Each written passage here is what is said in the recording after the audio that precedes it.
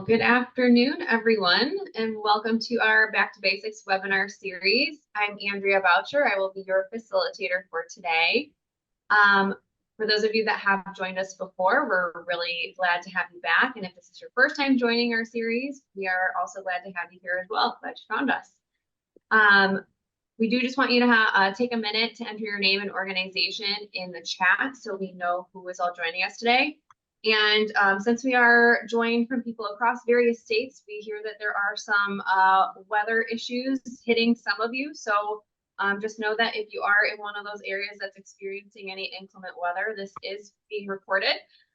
So if you do need to go back and listen to it, you'll have that available to you at any time. But stay safe if you are in an area where the weather is bad. All right, so some of our future topics, I mentioned that this is a series, so we have a couple of topics coming up in focusing on nutrition with a guest speaker from Second Harvest. And in July, we will be focused on tobacco cessation. So we do welcome any ideas or suggestions that you might have for future topics. So if you do have any ideas for our future sessions, please feel free to reach out to one of the Superior Health team members, and we would be glad to take note of that for you. But with that, I'm going to go ahead and turn the floor over to Rachel. Good afternoon. My name is Rachel Dibble, and this was a two-part series that we are working on today, part two. Last session was part one of advanced care planning. So today we will be examining chronic disease trajectory related to advanced care planning, understand the advanced care plan or ACP, the continuum related to patient goals and medical treatments, and finally evaluate the role of the healthcare proxy or POA. Next slide, please. So I'd like to start today with just some base knowledge, if you would not mind answering the polling question. So when should a provider have an advanced care plan conversation with the patient? During hospitalization, after disease has been progressed, at diagnosis, when the patient has transitioned to hospice. And I believe we have all the results.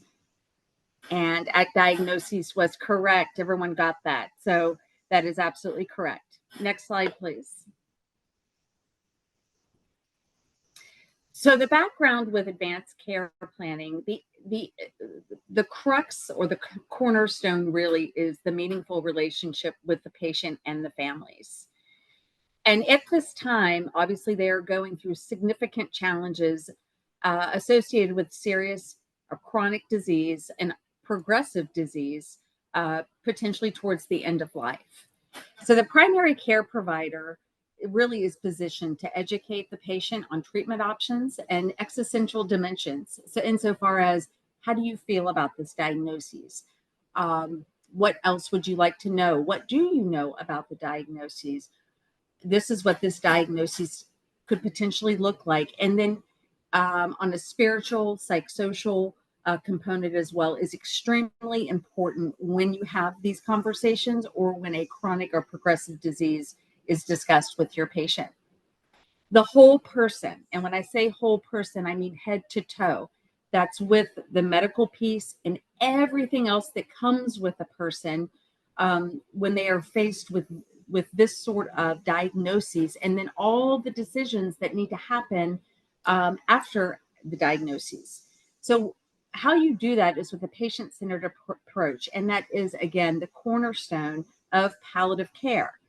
I say palliative care in here with the background of advanced care planning because palliative care is the transition setting between your regular primary care as you decline before you get to hospice. So there's that gap with someone who has a chronic disease that does need advanced care planning.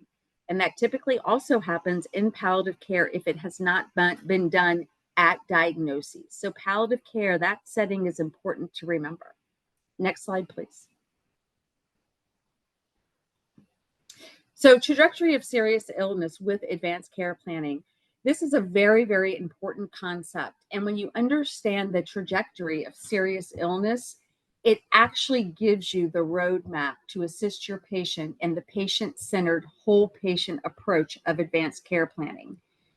Also understanding that advanced care planning as a whole is not one conversation. If you think of it as a chronic disease has a trajectory, so does an advanced care plan has a trajectory. So when you think of it in tandem, it will literally give you the roadmap of how to care for this patient with serious illness, understanding the trajectory of that serious illness. So disease trajectories, they do map the course of the patient decline. And I really like the word map. It literally is and can be used as a roadmap. Trajectories are often predictive. Predictive is the key word here, though not determinative of where the patient will die, meaning where they physically will die.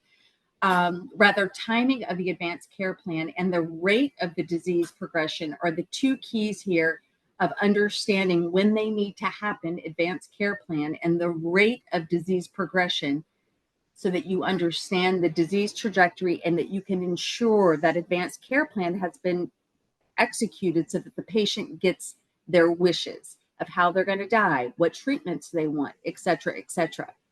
So the specific disease states take different paths towards death and dying.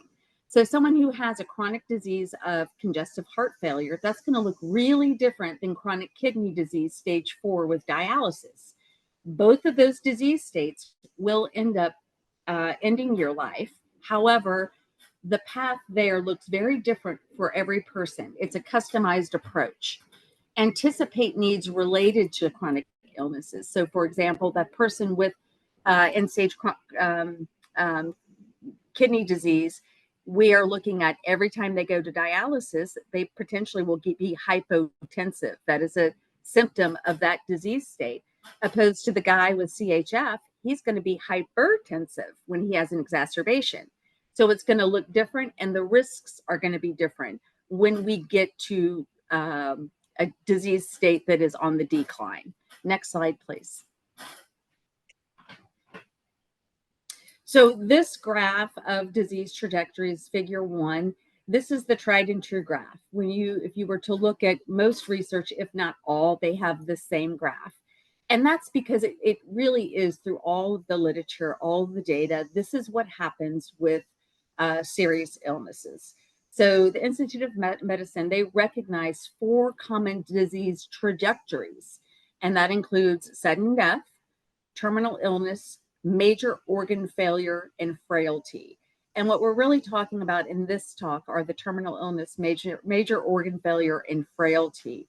And so what that looks like also is when you look at end of life and chronic diseases, you look at the major organs. So for cardiovascular, you're looking at congestive heart failure, lungs, CHF or COPD, emphysemas. Then you're looking at your diabetes, you're looking at your Alzheimer's, these chronic long-term diseases. So what happens with the straight line, if you were to look at it, that is your cancer line, or that is your terminal disease line. And so when you have a patient, say in stage 4 of any kind of cancer, they're going along great. And what happens with that patient is they just die. There's not a lot of warning for that patient when they have gone through their disease trajectory. So for that patient, it is really important at diagnosis to have their advanced care plan. And then with that treatment, they may not want chemo anymore. They may not want to go in and out of the hospital. And that's when you go into your patient wishes. That's your advanced care plan.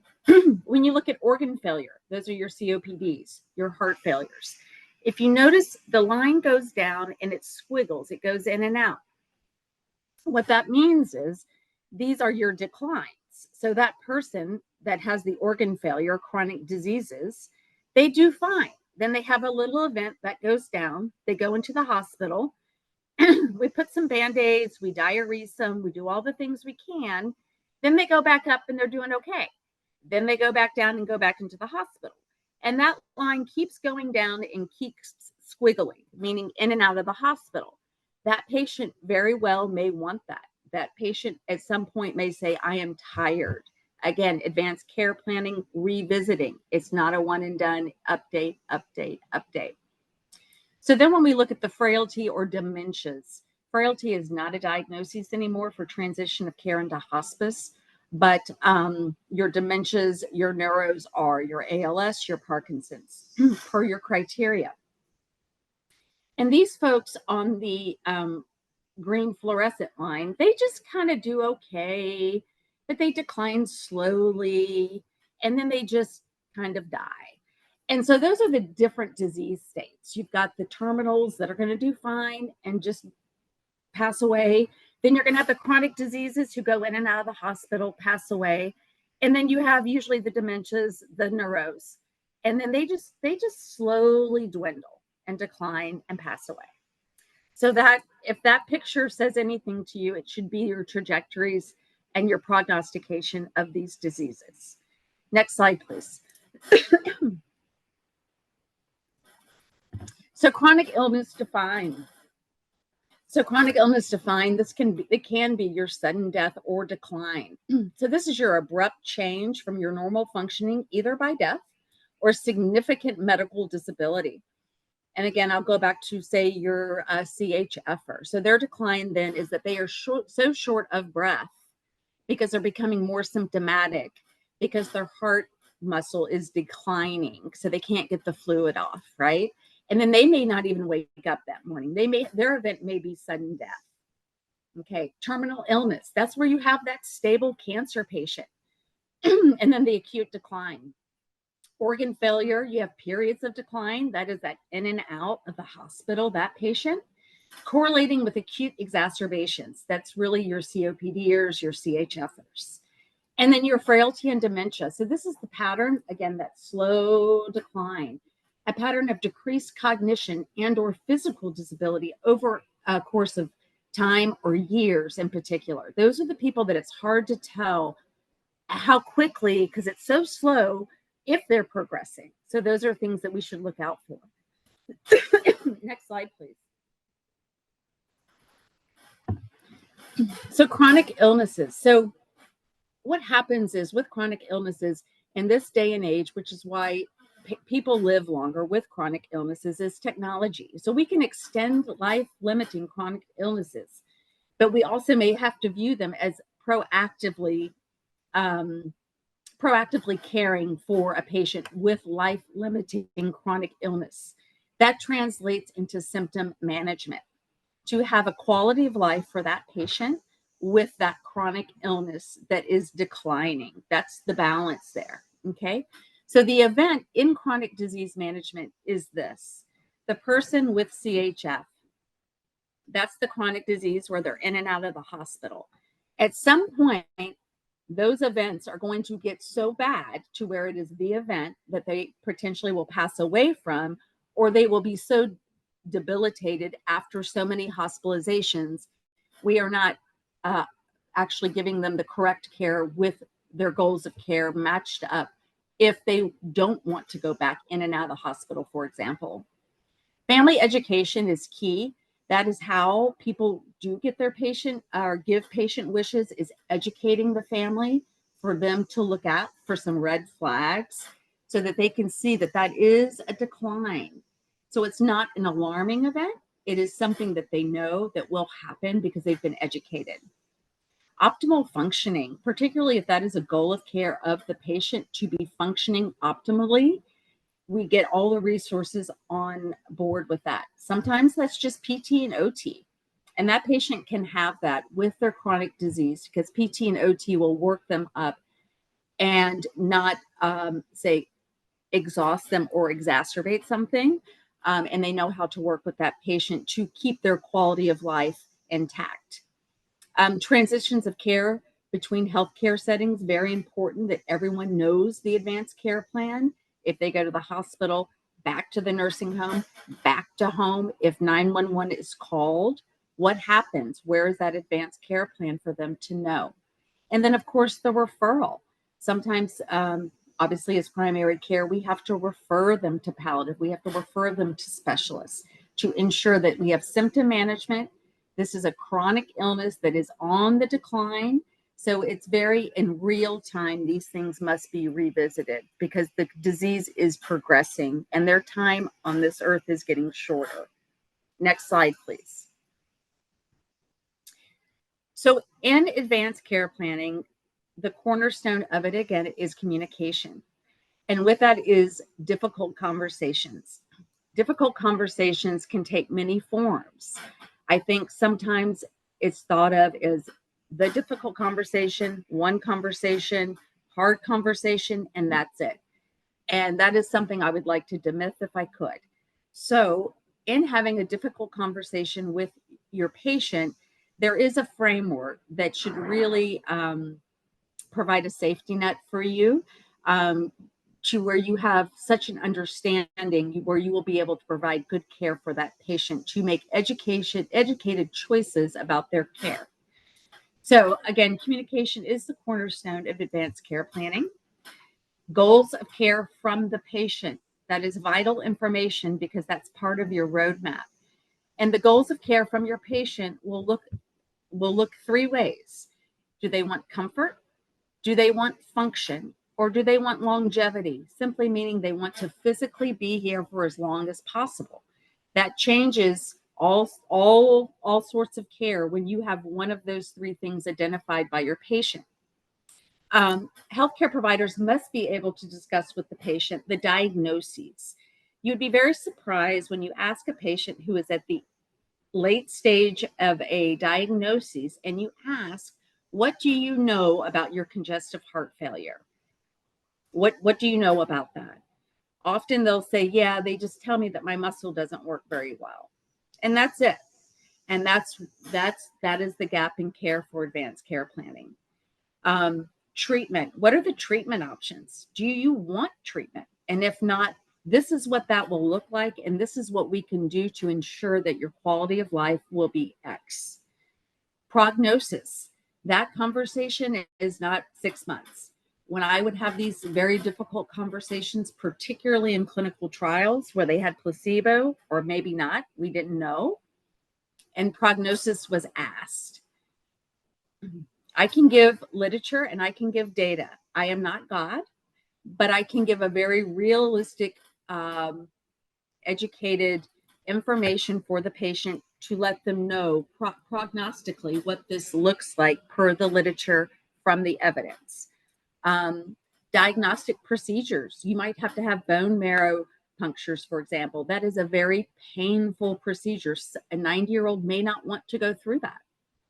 And then what are the treatment goals for the patient? What do they want? Do they want comfort, longevity, or function? And that's how we are just the guiders of getting all of this information and relaying it to other people and providers. And then what are the benefits and risks? Yeah, we can cure this, but in doing that, you may not be able to walk again. You may not be able to do this, this, and this, so that they understand the realistic benefits and risks of their treatment options. And when you have done this, and it's typically not one person, it's the team with the patient, they have given you what they want, their plan of care, advanced care planning. Next slide, please. One of the frameworks that is used that is very helpful to just have in your head is the SPIKES framework. So setting up the interview with the patient. What that means is asking permission. We are literally guests. I look at it as we are guests in people's lives at this point in their lives. So we have to ask permission if we're allowed to be in their lives this way. Patients' perception of disease state and processing. So important. They understand health literacy here is extraordinarily important. I've had to call many an interpreter for this, for the P piece of SPIKES. It's that important. Call an interpreter if you need to. Obtaining a patient's perception. Very, very important. Oftentimes this is cultural. So respect in the eyes of the patient is imperative. Giving knowledge and information to the patient in the most health literate way. And that might be 5 conversations. That may not be one and done. Also, their disease and time is going to change their disease and the events that in and out of the hospital. They may say, I want no more hospitalizations. I'm done. And I've had a lot of patients who have been in the hospital 3, 4, 5 times a month have said, I am done. I want no more. And then we go from there. And it's actually very comforting to have that feedback. Empathetic responses. That is, again, how you build the relationship, how you build the trust, how you build the communication. I find myself in the world of empathetic responses to not say anything. Body language here speaks volumes. And this is emotional intelligence piece that you really have to think through. In doubt, be quiet. Pregnant pauses of 30 seconds are appropriate during these talks. It's uncomfortable. Sit in it. And it helps the conversation keep going because it's thoughtful. Strategy and summary. Again, 3 or 4 or 5 conversations. It's going to take them a minute to understand what has just happened. Come back for follow-up. We can revisit. You change your mind. We want this. It's a moving target. It's someone's life that we're dealing with and how they want to deal with this disease that will end up probably ending their life, right? Next slide, please. So goals of care. I've spoken about it in the past slides, but this is a nice visual. So your goals of care or function. Patients may say, I want to go run a marathon, and they have stage 4 cancer. That's not going to happen. But what may happen is they can get into a wheelchair and sit at their window and watch a race by their door. That would be enough to help that function checkbox for them. Longevity. Someone is okay with being bedbound. They want to lay in bed. That's okay. But in that, of course, we have bed sores. We need to move. All of the things that can happen in that changes the plan of care, that changes proactive care, that changes what the event will look like. Comfort. They simply don't want to fight the fight. They are at peace with their diagnoses. Whatever happens, but they don't want to go back into the hospital. They may qualify for hospice then, and then we transition care. So goals of care dictates the plan of care. It just simply does. So you have your level of intervention, your goals of care, and then your advanced care planning. And it really works from the bottom up. Next slide, please. Advanced care planning, difficult conversations. Again, prepare. See the world as the patient sees it. Everyone has their own experiences. It's imperative that we are able to do that. Explore. The patient should talk more than the provider. Those are those big silences. It helps the patient. Inform. Speak slowly and clear about the impact of the disease on their life. Not necessarily what the death will look like, but your shortness of breath now that you want to continue to garden. We're going to have to put a plan in place and some interventions so you're safe while you still garden, because we want you to do that, because you still want to be functional, right? And explore the values. What is important to that patient and what are they worried about? My stepfather, for example, who passed 8 months ago, his only worry was my mother. And we talked about it at length. That helped him for his advanced care planning, me as his POA, to ensure everything was taken care of. And then, of course, recommend discuss goals of care, what are realistic goals of care, and then your advanced care planning with recommendations if you can see that there are just some things that absolutely are not going to happen, to set expectations for the patient rather. Next slide. So the documents that you will likely and do need are a living will, which is wonderful. It needs to be on hand. Often people can't find them. So that's great if they have them. If not, your physician's orders for life-sustaining treatment. That is the post form. In some states, it is the post or most or most. And that actually was addressed in talk 1. And that are the actual orders and what you use them for and how you get them. Your healthcare proxy is your POA, helping your patient determine who they want at the helm of their healthcare. And then, of course, it is state dependent with the physician orders. And so depending on your state, again, that form might look different. Next slide, please. Advanced care planning. It is always shared decision-making through the continuum of care. Again, every stop the patient goes into the hospital, advanced care plan needs to be revisited. A patient goes back to the nursing home, advanced care plan revisited. Do you still want CPR? Do you still want to go to the hospital? Do you still want IV fluids? Do you still want to be intubated? All of that may change after an event or a hospitalization. So that's why it must be updated regularly. It's also a STAR measure. And that's why it is so important. Next slide, please. So all of this being said, polling question number 2. So how do you understand the patient needs and wishes to create a plan of care? Do you ask the goals of care to the patient? Do you tell the patient the treatment plan? Do you ask a family member what the patient wants? Or transitioning patient to hospice without knowing their goals? Okay, we've got a lot of responses with the winning of asking goals of care to the patient. Perfect, absolutely. It will give you your roadmap.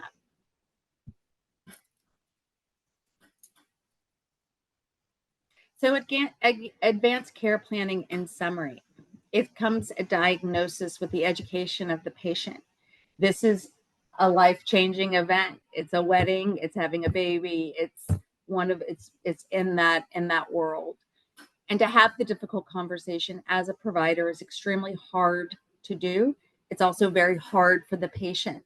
I find comfort in that as well, for us to actually lean on each other with trying to figure out what the needs are and what the wants are, and to understand this is a new situation actually for both of us. Goals of care from the patient as your roadmap, advanced care plan at diagnosis, and then of course updating, and keep talking to your patients about their chronic diseases and trajectories. Next slide, please. And I will say these resources that we have picked, they actually were very thoughtfully picked out. Your Difficult Conversations website really plots out how to have these talks. Vital Talks, another wonderful website. Respecting Choices. Prepare for yourcare.org. And then CAPC for healthcare providers. I cannot recommend enough. You can also get a cert if you would like, HPNA certification. Cardio Talk talks a lot about chronic cardio disease. And then the Pulsed Paradigm. That's where you're going to get actually your physician orders for life-sustaining treatment, or your most, whatever state you're in. And that organization explains the form, the reason for the form, the effectiveness of the form, the data, etc. So those are the actual ones that I have picked out that I highly recommend. I do think this is a very important topic for people to have. It's not a wonderful topic that people want to talk about. I think also thinking of family and survivors and the whole person. And it's really, for lack of a better word, a team sport, this sort of disease state and planning. And to really talk with all the stakeholders. All support is appreciated from my experience. And any rate, I hope this has helped you in your practice. And whatever position you do hold, we all do have a place in this advanced care planning world. So I appreciate your time. Thank you so much. So, go ahead. Go ahead. Yeah, we do have a little bit of time left. So I think what we're going to do now is we want to hear a little bit from you all, and we will be going into breakout rooms. So we have a couple of discussion questions that are highlighted on this slide. So what are some barriers to discussing with patients and families advanced care planning is the first question. And what are some approaches that will make staff more comfortable for having difficult conversations? So we'll give it just a second. We'll get the breakout room set up. And like I said, we'd like to hear a little bit more from you all and what you think about these discussion questions. And we will bring some of the feedback back to the main group.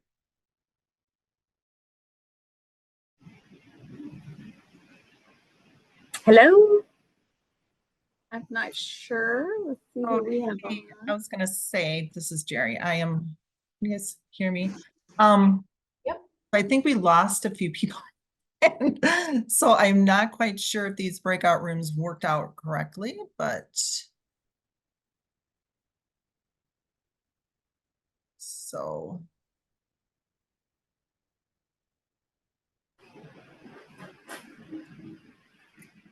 So Wendy, Wendy, did you not get a breakout room? I'm in this one right here. Okay, so I'm thinking this was, and this is, because Jerry was trying to assign the breakout rooms, which is fine. We can just be master breakout room. Okay, I didn't really do anything. This is where I just popped up. That's what I was gonna say. So you didn't join a room is what I'm saying, right, Wendy? No, I didn't see that. Which is fine, because actually it ended up okay. Okay. So we're breakout room 3. I'm just not gonna assign us as breakout room 3. I think we can just meet in this greater room here. Because we've got Nicole, our facilitator, and Rachel, I'm not sure if you're able to bop back and forth between breakout rooms as facilitator. I don't know. I don't think so. You might just be stuck with us, Nicole, Rachel. So I'll turn it over to you, Nicole, as the facilitator. Okay. Thanks, Jerry. Can everyone hear me? Yeah. Awesome. I'm just pulling up the question again. Okay, so our questions were, what are some of the barriers to discussing with patients and families advanced care planning? And then the second question was, what are some of the approaches that will make staff more comfortable for having difficult conversations? Jerry, how many minutes do we have? Like 6. Okay. So yeah, I would just encourage anyone to, come forth with their ideas and we can discuss it and then we can go back and report back to the larger group. This is Wendy. In my past experience, I think some barriers are people's life experiences, whether it be family or the patient, that they just don't believe that you're going to maybe die at home or that you don't do anything, that you should be in a hospital, as your condition declines each time. So that's kind of my thought. Yeah, no, I agree with you totally. We all come to the table with different experiences through life, so for sure. And I think I think to your point, I think the key here is that it's all whatever you want. I think what happens is, or oftentimes what's happened, for example, people go into the hospital, they stay for weeks or even months, and they never wanted to be in the hospital in the first place, ever. And maybe it was the family that pushed it, or maybe they just won't have an advanced care plan. There's so many barriers. My personal story is my father would not have this discussion, period, the end. And it was not good when he passed away unexpectedly. So, it's all everyone's choices, but it's, sometimes we have seen the worst sometimes, and we want to share that. So do you think it's a topic matter or generational even?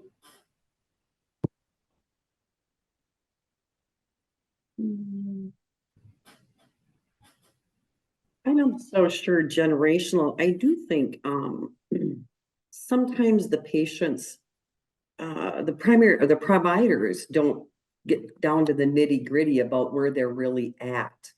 So I worked in hospice for over 14 years, and they would come to me with a hospice referral, and they were, I'd say, well, you're getting on hospice because you have a life expectancy of 6 months or less, and their jaws all dropped, they haven't really heard that trajectory, the prognosis, whether they wanted to or not, like your father-in-law, maybe they didn't want to hear it, but I don't know. And I've seen people have chemo until the day they die, and they really didn't know they had that choice to stop. They Right. just do what their doctor tells them. That's exactly right. You know, they're not self-advocating or getting the information for themselves. And that's why I think sometimes generationally, particularly with people living longer, you know, my mom's 82. It doesn't matter if the doctor told her to do this. Yeah. It doesn't matter. Like it's going. Right. Yep. And then what are some things? So with the other, let's talk about the other question. And everything you're saying, I love to hear, because it's a lot of the same story. And you know, it's really an area that we have tried, or we are still, but we have moved the needle tremendously in the last 20 years. In the last 20, I would say, since I've been in it. So it is moving. It's a hard space, but it affects family, healthcare system. It affects everything.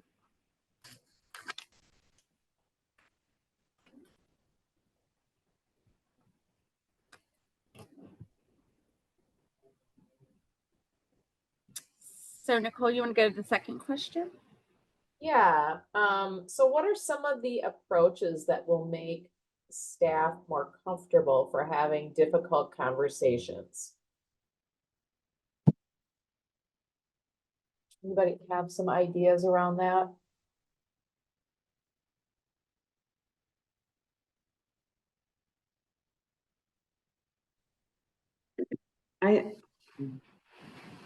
I'm not really sure this would make them more comfortable, but my approach usually was always for me to ask the patient, what do they know about their disease process first? You know, what have you been told? And then maybe tell them more about it and then kind of get into that conversation. So I don't know if that would make staff more comfortable, but sometimes, yeah, just posing and finding out what the patient really does know and maybe the information they may be lacking. I agree. I mean, honestly, I would lean on my patients for so much that I needed as they would on me. Same thing, right? Like they need my medical knowledge, but I need to know about them on every level, like the deepest level possible to give them what they need, right? So it looks like our time is wrapping up, so I better close the rooms here. Yeah. Oh, Thank hey, you, Jerry, everyone. this is me from Thanks, room Jerry. 2. We actually came back. We weren't sure in regards to time. So Thanks, Jerry. No, I think we said Sorry. 6 minutes, so we if you are. say 6, I thought maybe it was around 5. So I was like, let's just go back to the main session. So I closed them, so I'm hoping Andrea's group is gonna. Oh, they're closing in 40 seconds, so they're still. Yep. There was like in our session, there was like a blue button that said leave room. So they have that option as well. So I think we've gotten everybody back, so I will turn it back over to you guys. Yeah, so hopefully everyone had a great discussion in each of your breakout rooms. I can kind of quickly summarize what our room had talked about in regards to the first question on barriers to discussing this with patients and families. That, you know, there's not one specific person that wants to open the subject, that it's kind of like maybe the expectation of the provider, or maybe it's on the family. So there's not one particular person who's opening the subject. Unrealistic expectations of the family, you know, maybe the patient has already expressed not wanting, you know, something in particular. So there's not, you know, those realistic expectations that the family has. Also, denial of the families admitting that they need help, thinking that, you know, they can do this on their own. From the healthcare side of things, maybe a lack of having the skills on how to approach this subject, which is where I think that second bullet and that second point of our discussion is really helpful in coming into play with that. Not always having the time. So maybe there's not all family members present when these conversations are happening. There's different opinions. So They may not agree with other family members or even agreeing with the patient as well. And also unrealistic expectations on the healthcare side of things and what can be done for their family member. So that was some discussions from our first question, and also in regards to the approaches on what would help staff be more comfortable, training and role playing those conversations, doing reflections, thinking about what went well, what could be done differently the next time, and then also having the care team come together to discuss and talk about the entire process. So that's what our group talked about. If anyone else would like to share, I encourage you to unmute and share what was talked about in your breakout room. Yeah, hi, Andrea. This is Carrie, and my group, we were breakout room 2, and just to kind of echo what you shared, we also discussed unrealistic expectations in regards to the disease process, and that was by both the patient and the families. And then also it was brought up for those settings that are more rural, for specifically to CHF patients who have frequent hospitalizations. Sometimes it's hard to get the providers to address advanced care planning promptly just because of being a rural in a rural setting. And then in regards to what will make staff more comfortable, we just talked about how staff do feel uncomfortable, especially as the prognosis gets worse. But we didn't really discuss approaches to assist with that. But overall, we had an excellent conversation. Thanks, Carrie. Hi, Andrea. Hi, Carrie. So I was in group 3, and we would echo everything that you both said, but also one of the things that came up in our group was just talking a little bit about understanding more about both the patients and the families' history and their views and their expectations. And then the other thing that was a little bit different when we talk about what some of the approaches are that will make staff more comfortable for having difficult conversations. One of the attendees in our room talked a little bit about their approach, which is really to ask the patient what the patient and the family, what do they know about their disease or their illness? And to just really start the conversation from there and understand what they know, and then move forward with how they would like to see things go.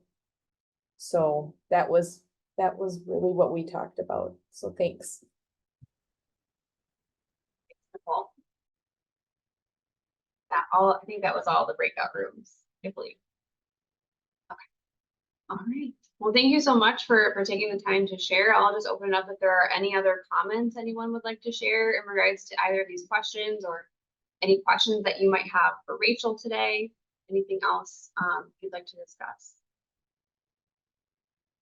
Well, hearing none, we do have a couple of final polling questions. So these are our evaluation questions. If you could take a moment, we'd love to have your feedback. If you could fill those out for us. We also have an evaluation linked on this slide, which we can get to you as well if you'd like to fill it out that way. But we'd love to have your feedback so we can improve future sessions. So looks like the poll is launched. If you can take a moment to answer that question. But as you're doing that, I'll just keep plugging along here and share some of the Superior Health resources that we have available to you. We have our Shine a Light on Stigma campaign, and if you are interested in taking the pledge, we have the link for that on this slide. Also, Superior Health Connect, it's a great resource that we have where we provide a lot of resources to you in relation to the topics that we cover, especially here on our Back to Basics. We have a lot of resources around chronic disease management. So if you'd like to continue that conversation, you can go ahead and join if you haven't already with that link on this slide. And then just a few other resources we'd like to call your attention to is our documentation and coding guides related to the various conditions here listed on this slide. And also our Food First, using food as medicine resources, are available to you as well. So just a reminder on our future topics for our Back to Basics sessions. Our June 18th session will be covering nutrition with Second Harvest as our guest speaker. And then in July, we will be focused on tobacco cessation. So as I mentioned, if there is a topic that you are really interested in hearing about, we encourage you to reach out to us and let us know, and we would be happy to work on a topic like that for a future session. So please let us know if there's something you'd like to hear. I had mentioned Superior Health Connect on one of the last slides. So just a reminder here, if you haven't joined that platform already, please go ahead and do so. And then our next steps. So if you made it here with us today, you probably have registered for the full series for Back to Basics. But if you would like to share this with any colleagues or just need to get that back on your calendars, there's a link for the registration. And also signing up for one-on-one technical assistance. We are available to you. If you do need any help, you can feel free to reach out to Jerry Hineker, and her email is listed on this slide. So please feel free to reach out to us with any questions that you might have, any ideas for session topics, or any assistance that you might need. We are available to you. So with that, if there's nothing else, no other questions or comments, I'll just quickly check the chat here. Okay, looks like we are good. So thank you so much for attending today, and we will see you all at our next session in June. Thank you, everybody.